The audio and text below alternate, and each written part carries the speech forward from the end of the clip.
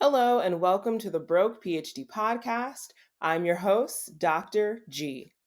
This episode of Broke PhD podcast will be part one of a two-part segment titled The 10 Steps of the PhD Process. On this episode, I will share steps 1 through 5.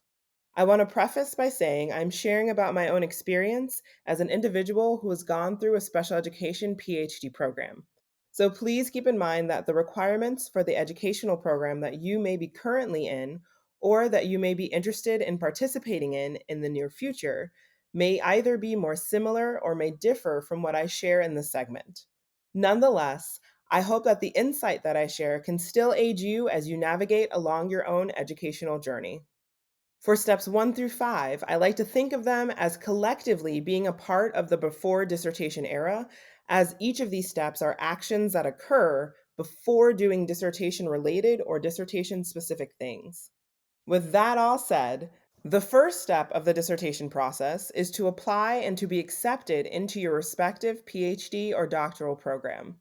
For me, I decided to take the approach of putting all my eggs into one basket, as I only had applied to one doctoral program. When I was looking for programs and I was going through the process of deciding which would be a best fit for me, I found that there really was one program that worked with what I wanted. I wanted to do a PhD program. I wanted to do a program that was online only in my area of special education, and I was able to find that. And so, with that, I really put all my eggs into one basket and took the leap and just applied to that program. And fortunately, it worked out that I got accepted and I was able to do the program that I wanted to.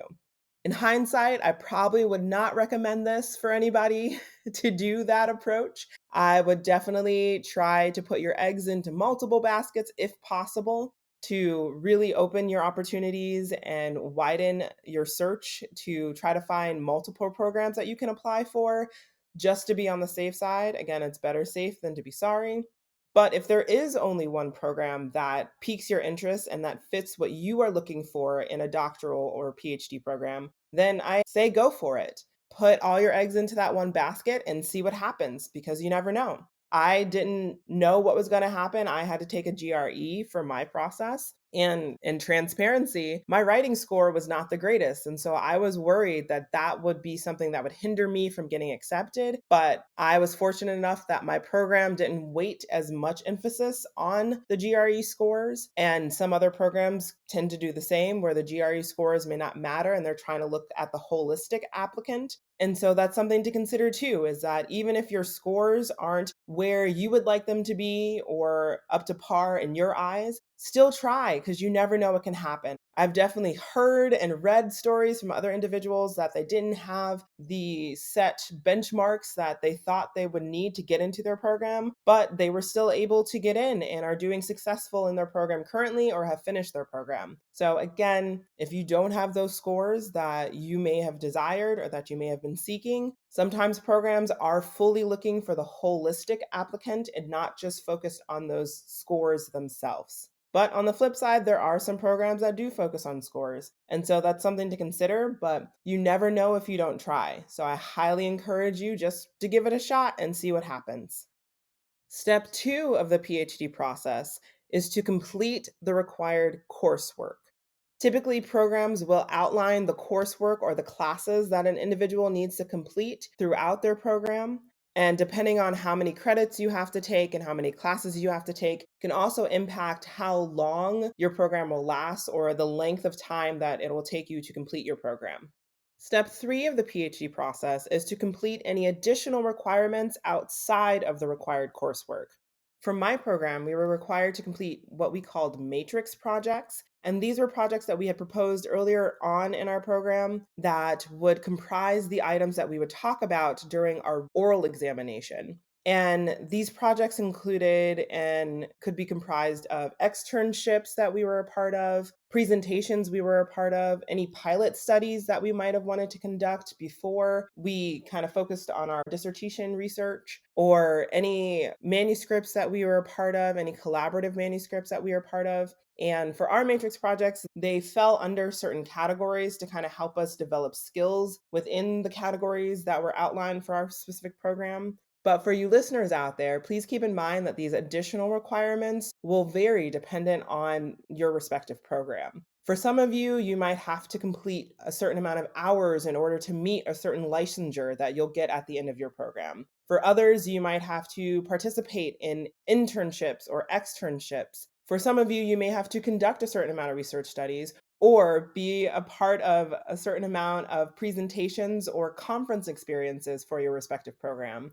So all of these additional requirements, again, will vary, but most programs tend to have some additional requirements outside of their coursework that the students have to complete before being allowed to fully embark on the dissertation part of their program.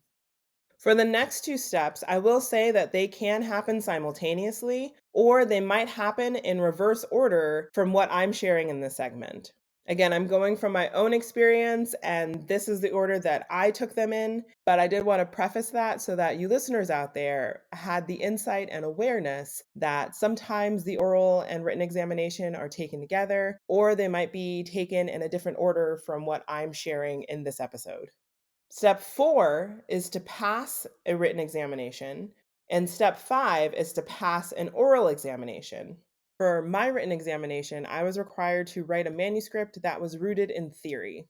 Now, I will say, after I completed my written examination, my program has since gone on to revamp their written examination. The new requirements for the examination involved students being given several writing prompts to choose from, having to pick, I believe, about 3 of those prompts, and having to write manuscripts of certain lengths, meeting the requirements outlined for each of those prompts. And the students were also given a certain amount of time to complete their respective examinations so that they could be submitted for evaluation. Now, this process might sound similar to what you have experienced in your own program, or it might sound different from what you've experienced in your own program. If that resonates with you in any way, please feel free to reach out via the podcast website, brokephdpodcast.com, or via any of the social media outlets and share with me about your own experience going through your written examination. For step 5, for my oral examination, as I mentioned earlier, my program required that I completed matrix projects. And so for my oral examination, I shared about the 6 different projects that I completed. And then I was asked various questions from my dissertation committee, as well as anyone who sat in on my oral defense. They were able to ask me questions too, pertaining to my specific projects, along with trying to extend my knowledge beyond my projects.